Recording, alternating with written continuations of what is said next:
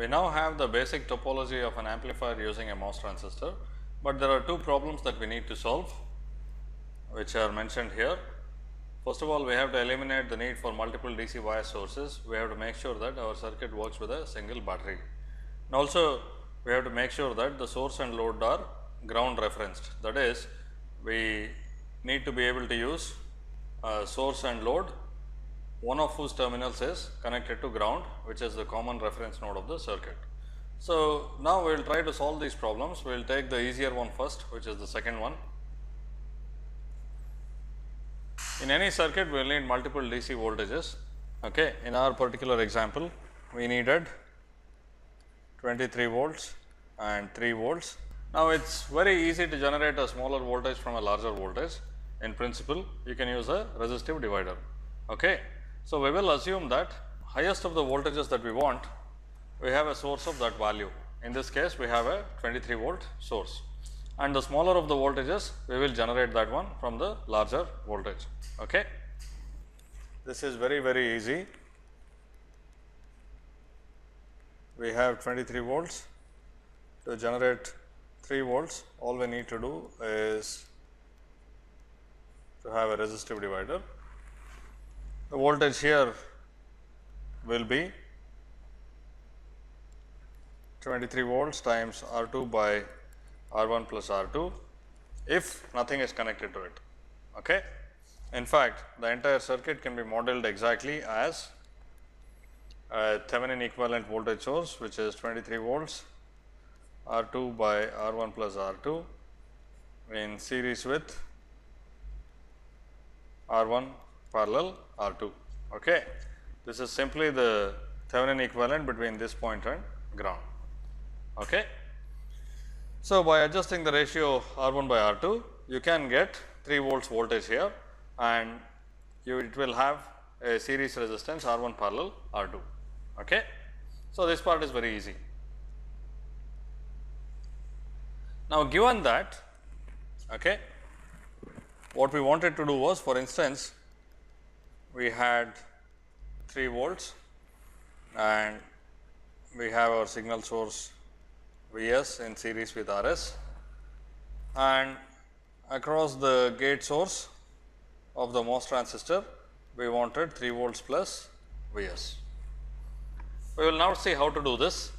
Just for simplicity, let me assume that I have two ideal voltage sources.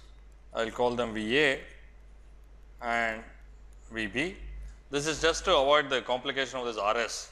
Okay, it is very easy to take it into account, but I want my expressions to be as simple as possible. So, you could think of Va as corresponding to the DC bias voltage and Vb as corresponding to the signal. And from this, I have to generate a combination of Va and Vb. In fact, what I want is Va plus Vb, but possibly I could get alpha Va plus beta Vb. Okay. Then I can somehow adjust the values of Va or Vb, or just settle for what I get. Essentially, I want to add DC bias to the signal, and this expression indicates that sort of an addition. If Va is a DC bias, Vb is the signal, it is adding alpha times the DC bias plus beta times the signal, finally giving me something that is of the form of DC plus signal. Okay. So, let us see how to do this.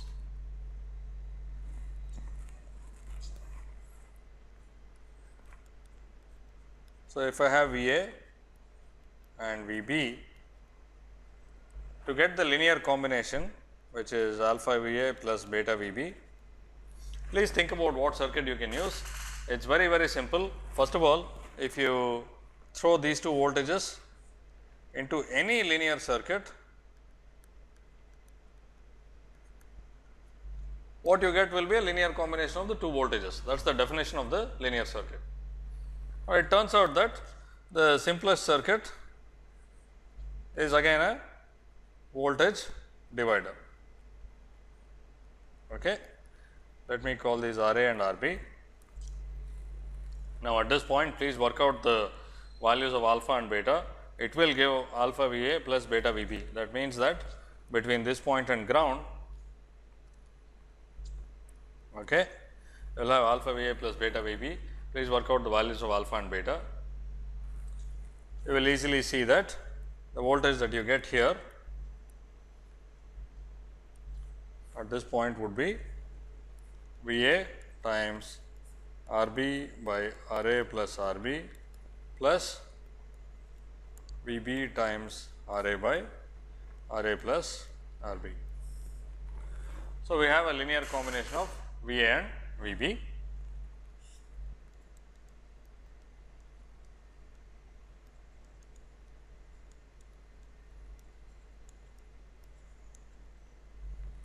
Okay.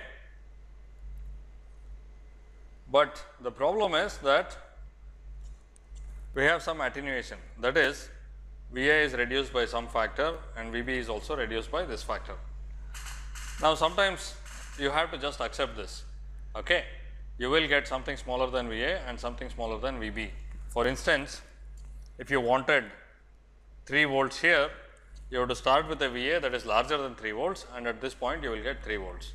And similarly, if you start with a V B that is equal to V S, what you will get here will be something smaller than V S. That means that some of the signal is lost and you just have to accept that. But it turns out that in most cases we can do better than this.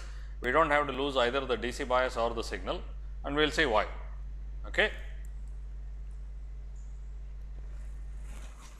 So, again let me think of V A as the DC bias and V B as the signal. Very frequently encountered condition is that the signal has, you can think of it as a sinusoid of some frequency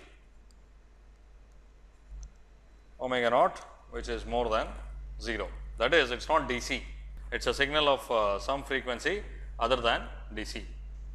In this case, because we have sinusoidal quantities, we have to do sinusoidal steady state analysis, and I will consider the same circuit with a very small variation. Instead of resistors, I will use impedances which could be frequency dependent. Okay. Z A and Z B. Now, what will be the voltage here?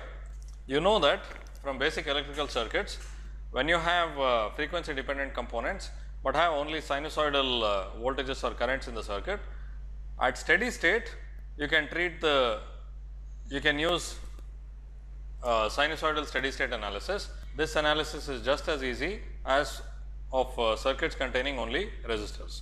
Okay. So, you should have known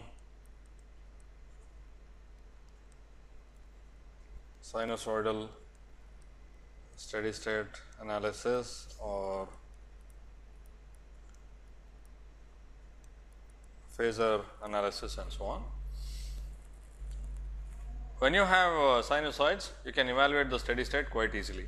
So, what will be the steady state voltage here? If I call this V x, V x will be V A times Z B by Z A plus Z B plus V B times Z A by Z A plus Z B, and typically you use phasor notations for these. Okay. Now, one extremely important thing to keep in mind is that when you do sinusoidal steady state analysis with multiple sources, all sources have to be at the same frequency. Okay. That is, in each step of the analysis they have to be at the same frequency. Now, what do you do if V A is DC and V B is some other frequency, or in general they are of 2 different frequencies? You have to first do the analysis at one frequency and then at another frequency. Okay. So, again I would encourage you to refresh the basics of sinusoidal steady state analysis if it is not familiar to you.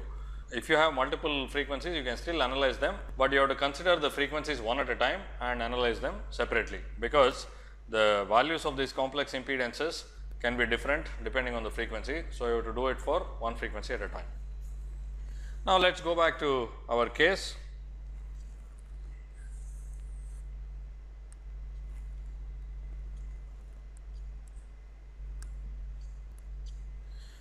So, now we have 2 frequencies of interest, DC and some omega naught. Okay.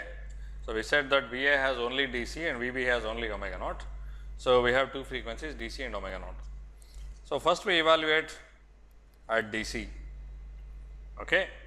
The formula is still exactly the same, the formula for that Vx, and it is given by this expression. Okay. So, this is always valid. The only point is that at DC, Va has a certain DC value, and we have to evaluate the impedances at 0 frequency.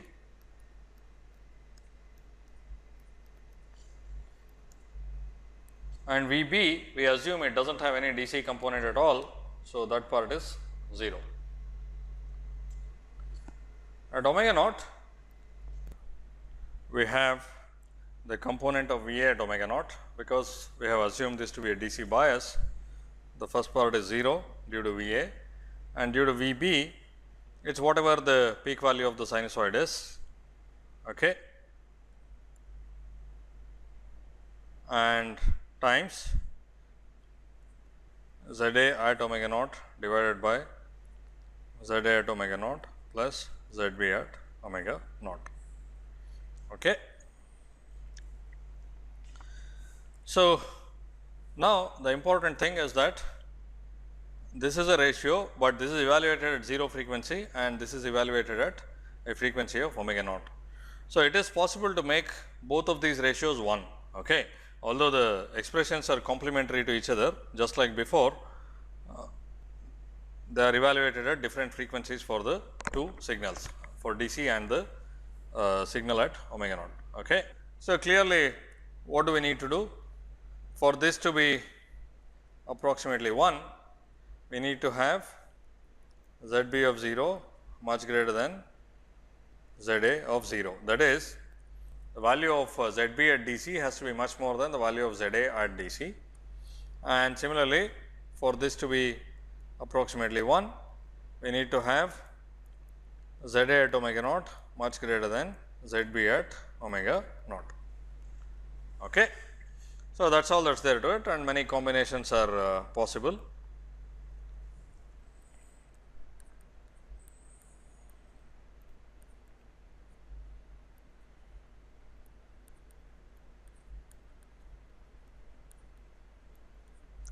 So, clearly from these two relationships you see that either the impedance of ZB has to decrease with frequency, or the impedance of ZA has to increase with frequency when it goes from 0 to omega naught, or both. Okay. So, there are many possible alternatives. We have Va which is DC, and Vb which is at omega naught, and we have ZA and ZB. Okay. Now, we can have R and C. So, in which case you see that basically ZA is always a constant here, which is R, and ZB of 0 is infinity. The impedance of a capacitor is infinity at DC. So, the first condition is satisfied, and you have to choose the capacitance value C such that this one is also satisfied, that is R is much greater than 1 by omega naught C. So, this is the first possibility. The second possibility is that you have L and R, then the first one is automatically satisfied, because ZA of 0, the impedance of an inductor at DC is 0, and R will be much more than that, and you have to choose the value of L such that omega naught L is much greater than R in order to satisfy the second condition. And finally, the third alternative is to have L and C. Okay. And you can see that the first one will be satisfied, because at DC this has infinite impedance and this has 0 impedance. So, the first one is automatically satisfied, and you have to choose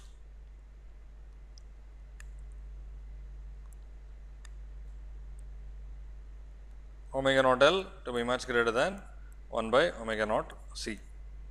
Okay. So, there are many alternatives for this network. So, essentially what we are trying to do is to add DC to a signal which is not DC, which is a sinusoid at some frequency omega naught, and we can have many possibilities. Okay.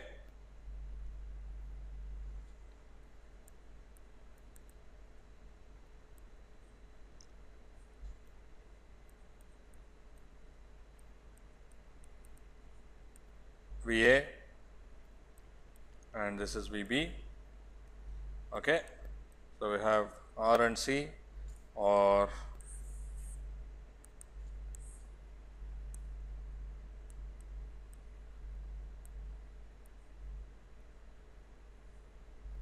L and C, this is also possible, or finally, we can have L and R. All these are possible with appropriate choice of the reactive components. It is very clear that at least one of the components in this impedance divider has to be frequency dependent, because we have conflicting requirements here. At DC, ZB has to be much more than ZA in magnitude, and at omega naught, ZB has to be much smaller than ZA in magnitude. Okay. So, at least one of these components has to be frequency dependent. So, if these conditions are satisfied,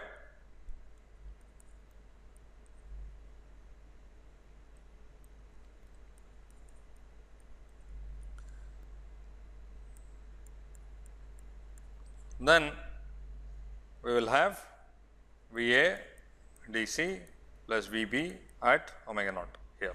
Okay. So, it is as though we sum the two signals. It is still impedance division, but the division is negligible for VA for DC and negligible for VB at omega naught. That is the idea. Okay. In all these cases, we will get exactly the same.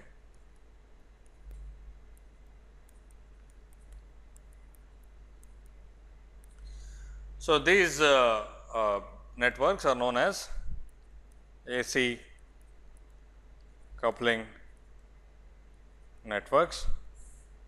Okay. Sometimes they are called decoupling networks and so on. The idea is that you add a signal which is at some sinusoidal frequency to an arbitrary DC value. Okay. And these are very widely used. The only time these cannot be used is when your signal also has DC components in it. There are circuits like that, but for now we will consider only those cases where the signal does not have any DC component. Now, in general the signal is not a single frequency signal, but it contains a lot of frequencies. In that case, these conditions here have to be satisfied for the lowest of the frequencies. So, you can see that the lowest of the frequencies is the worst case for these inequalities. So, it has to be satisfied for the lowest of the frequencies. Okay.